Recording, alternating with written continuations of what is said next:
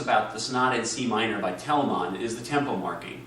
Here he's got it marked as an allegro, and the tempo that Mr. Boxman gives you is 108 to the quarter note.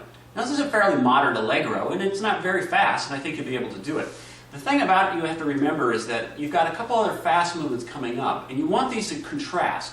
So if you play this faster, you should really try to make the other movements go faster as well to develop that contrasting section. So just keep that in mind as you're deciding on the tempo. If you play this movement as a standalone, you don't have to worry too much about that contrast. You can really go. Of course, you want it to be stylistically correct as well. Now, when we think allegro in the Baroque period, we're thinking more of a lighter kind of feel to the music. Now, there's no articulations written in here, and you can play this a couple different ways. You see these eighth notes, and you could connect them all like this. But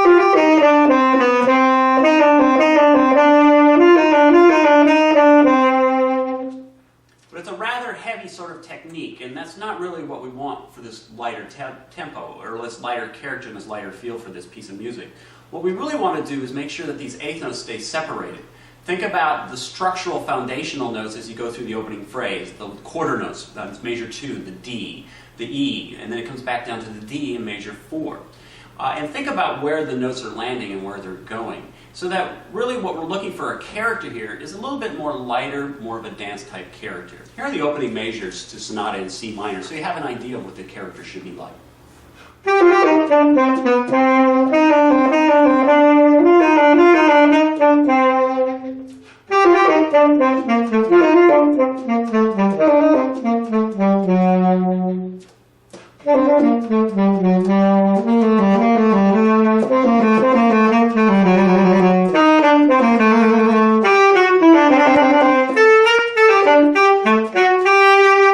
Notice that you get a lot of separation between the notes. And all the long notes and the foundationally or the structurally important notes throughout the phrase, we've held out and given vibrato to, but we still keep them light and keep them separated through the entire part. Another thing that we want to notice about this first movement is the motivic material, or that short melodic fragment that he brings back. And what he's using in the opening part are really a couple different things. You'll notice right away that you get this little triplet figure, and throughout the entire movement this triplet comes back with the theme. The other thing is the entrance, the 3/16 notes going from beat 1 to beat 2. You'll find that this comes out throughout the entire piece. Now, this is for a listening part. You really don't have to do too much with it from a performance standpoint, but you need to be aware of that this is a part of the construction material that Telemann is using melodically to keep the entire piece together, to make it all relevant one to another. Now, after that opening section, we go into a part that's marked dolce. Dolce means sweetly. And you'll notice here that we've gone from our separated notes into a part that is now connected. This allows us to give us a different character. Now remember, we want contrast from the first part, so when we get to this part, we want to make sure that it's all connected and we get very, very nice vibrato. Also, a little bit less of a dynamic level is given as a marking.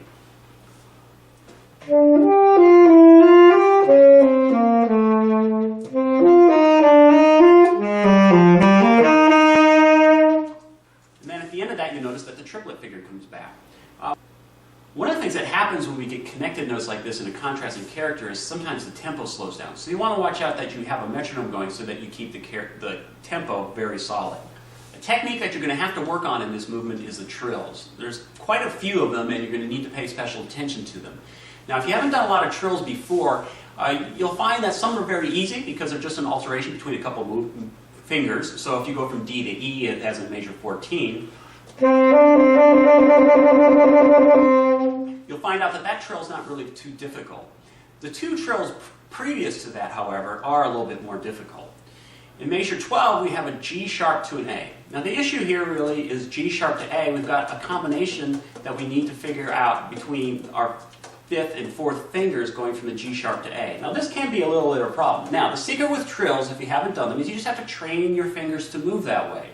Once your brain figures out what it's supposed to do, you'll be able to do it all the time. Now the secret is to start slow.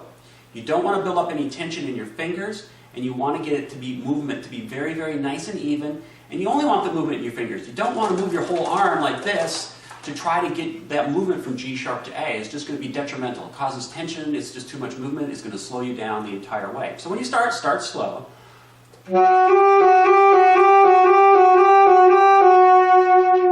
When you're getting an even sound and you're getting an even movement with your fingers, with that, where you're picking up your fingers evenly instead of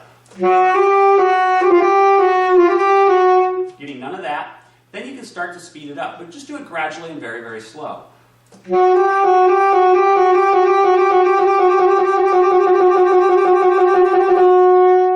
Another important technique, try to keep your fingers in touch with the keys so you're not lifting them way up. This causes a lot of horn and key noise, and it also causes your fingers to get tense, and you have to move further, so you have to go slower, obviously. Going from B to the C natural, same thing. But now we've got a side key. We don't want to use our 1 to 2 finger here in our left hand. That is we call it a flip-flop, or I do, and it slows you down, creates a lot of noise, a lot of tension. This side C fingering is so much easier to use. Now the secret here, once again, is don't move your arm, but make sure you're only moving your index finger. That's all it takes to move that key.